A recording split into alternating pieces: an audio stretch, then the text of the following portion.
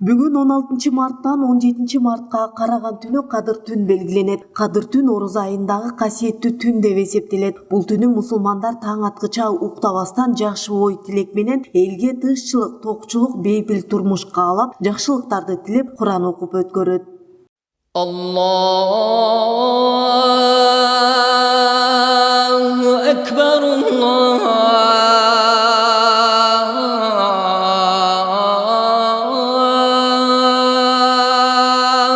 Ekber.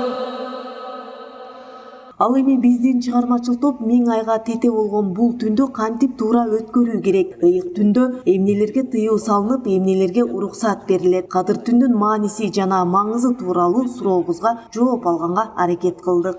Пайгамбарыбыз саллаллаху алейхи ва саллям Рамазандын артыкчылыктарын түшүндүргөндө анын ичинде бир түн бар, ал 1000 айдан жакшыраак деп айткан. Демек, Рамазандын башка айлардан артыкчылыктарынын бир себеби мына анын ичинде Кадыр түндүн бар экендиги. Ал бүгүнкү ушул 16 марттан 17 мартка болгон түнгө туш келет экен. Эми Кадыр түндө атайын бир белгиленген намаз же бир көрсөтмө жок. Болгону бул түндү адамды Кудайга жакындата турган амалдар менен өткөрүү керек.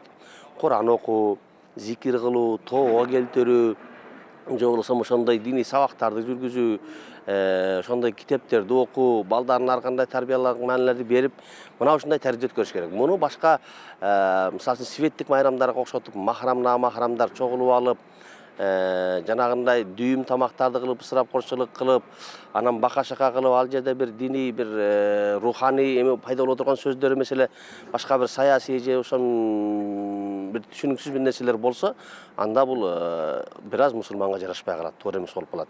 Андыктан бул алымдарыбыз айтат, бул Кадыр түн өзү ар бир адам үйүндө тосо турган амал.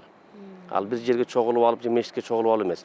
Эми үйүндө тоскондо мүмкүнчүлүк болбой калгандар болушу мүмкүн. Үйдө отурсам мен уктап каламын, же жакшыраак бир нерсе пайдалана албаймын, андыктан мешитке барсам алымдардын сабагын угамын, башкасын угамын дегендер болсо аларга мейли.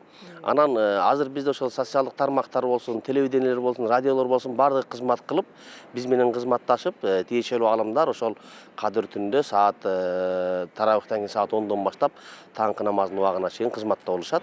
Балким ошол тиешелүү каналдардан атайын көрсөтүүлөрдү көрүп өткөрсө да жакшы болот.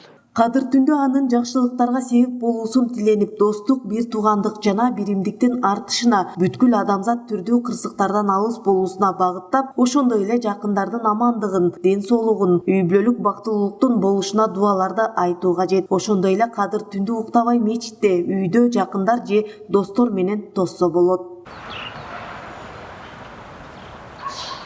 Ал эми 20 март Орозо айы күнү деп белгиленгендиктен Кыргызстан мусулмандарынын дин башкармалыгы Орозо айт намазынын программасын жарыялады. Ага ылайык айт намазы 20 март жума күнү саат 8:30 окулары белгилүү болду. Айт намазынын программасын биз муфтияттан бекитилип буйрук менен чыгат.